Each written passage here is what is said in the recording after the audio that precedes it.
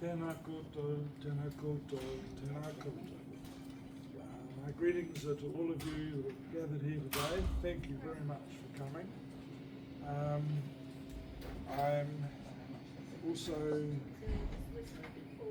wanting to acknowledge our tūpuna, our forefathers that brought us here, about which this book is in some ways a tribute, in a particular way that two of our ancestors are involved in this conversation quite intimately. And also my acknowledgement is to our children, the people who in the future will continue to build the institutions, the hospitals, and the community of knowledge that we all rest on and expect to be the basis and foundation for my mokopuna and tamariki to grow up with and to thrive. So I've just come in the last few days back from Kirikiri, where on Saturday morning we actually reenacted this conversation. And the very nice part of that was that there was a descendant of Henry Williams, myself as a descendant of Richard Davis and William Gilbert Bucky, and there were two descendants of Honi Hika there as well. And this lent quite a tone of authenticity to the reenactment that we played out on the lawn, and you can see I've got a bit of sunburn there too. And the cast, represented Hongi, Ururua, Akira, Tatore, Tenana, and the other Rangatira, and we actually heard their voices, and the voices, the conversation between them. I think that's a really important part about this conversation. It's a unique piece of history in that it actually captured not just the translation of the English to Te Reo, and Te Reo back to the missionaries, but it also caught some of the conversation between the Rangatira in Te Reo. Because William Gilbert Bucky had arrived in 1819 in Kirikiri with his parents as a boy of 14. And through immersion, he had become fluent in Te Reo. And so he, by playing with Hare, Honi's son, had grown up imbibing, I think, not just the language, but the idiom, the whole culture.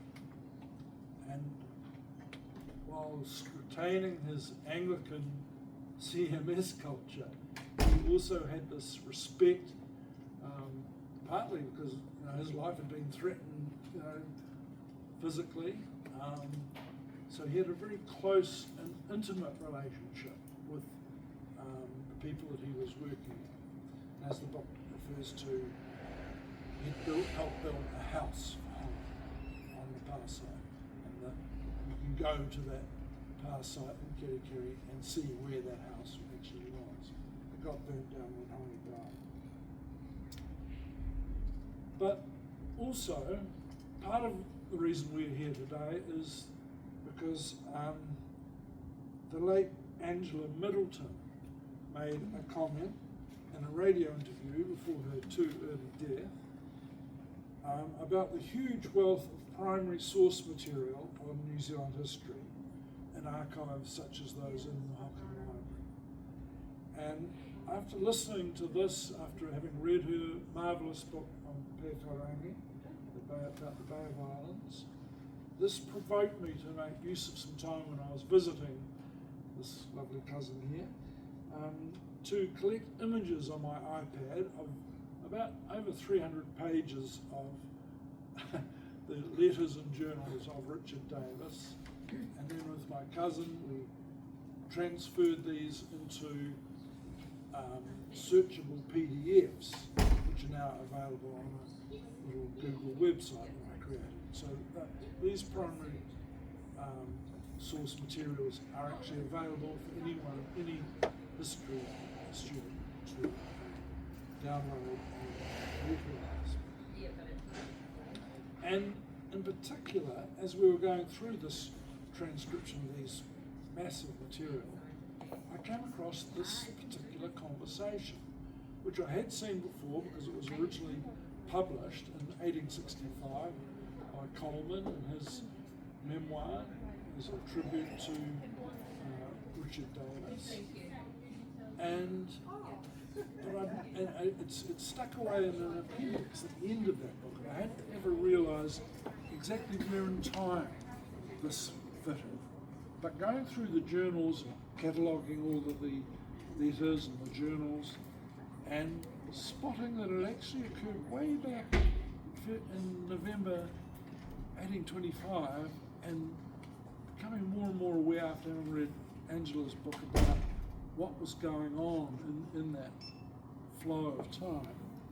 This made me realise the significance of this particular event and our need to understand it in its proper context. I started here at Otago in 1969, actually as a student, a fresher, coming down to do med intermediate, with the myth that I should be a doctor, is sort of a family story. But life got too interesting, too much skiing and too much dancing and so on. However, drink over here at the Captain Cock, and I used to bump into a very young professor of psychology whose name was Peter McKellar. I don't know if any of you remember him, but he had the infuriating habit of he used to infuriate his stage 1 students by telling them that psychology was at the same stage in its development as medicine before they found the pulse. All right, and I think perhaps we should take a similar view of history in terms of the humility that we need to bear in mind as we develop our history and as we grope to an understanding of the significance of various parts of our history. Because in a way, I think the general level of understanding of our history amongst the community is actually pretty woeful, and the signs of that are in the careless and contemptuous attitude to the lessons of history as displayed by the current administration. Although it is very heartening to see how many schools are explicitly rejecting the instructions to downgrade the significance of the treaty, for instance, which our ancestors signed as a witness in 1840. So, also, since writing this book,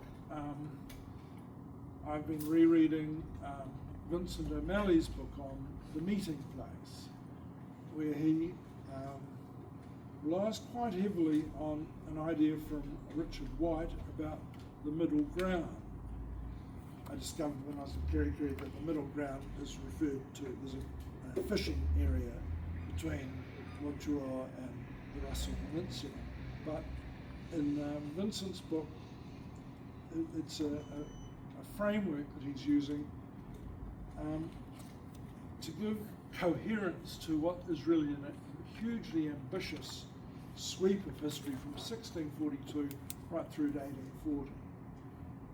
And I'm sympathetic to his use of this nominalisation of the middle ground, because it does sort of put an initial lasso around, a massive facts and ideas, and so you need something to get a hold of and to keep things together as you go through that number of years. But it's not really very explanatory of the historical process as an idea such as like evolution by natural selection, you might say. But perhaps my expectations are unrealistic, because I studied zoology and paleontology here. So as you write a little history like this, it makes you think about what history itself is too. And this brought me to a book that I read many years ago. I actually stopped doing maths at the end of my sixth form year as a school student and started doing history, because I was getting a bit cheesed off with my maths teacher, who was very sarcastic and so on, and I picked maths up again obviously once I got here.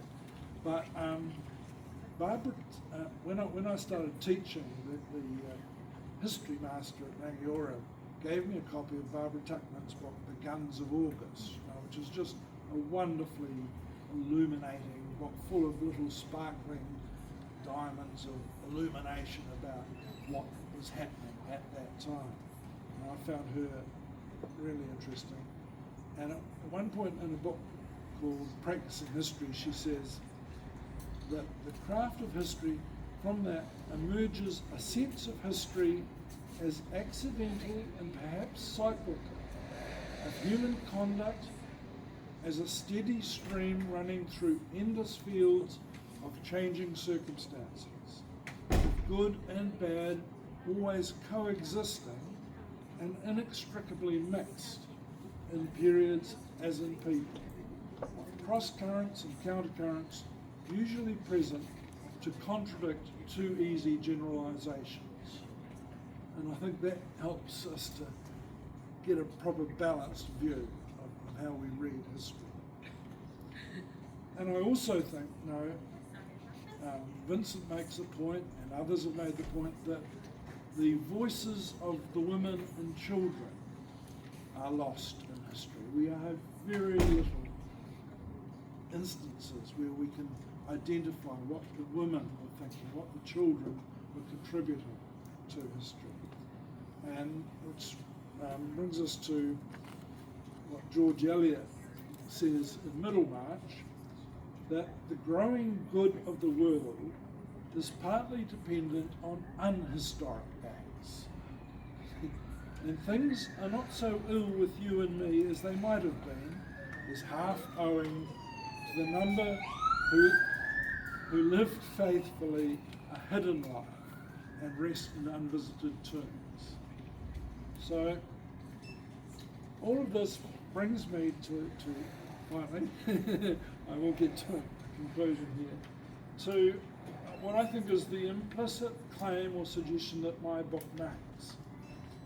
And that is that there are some particular kinds of human interactions which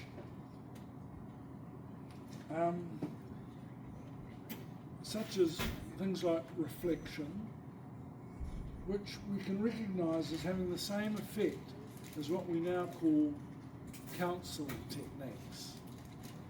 Right? That this can change people's psyche in the way things happen between people, in the I and thou, if you like. And whether such interactions are consciously or unconsciously applied in the context of human relationships that are flavoured and favoured by kindness and trust, these can, through a gradual and subtle, quite subtle process that can leave very few traces, result in far-reaching changes in individual life paths.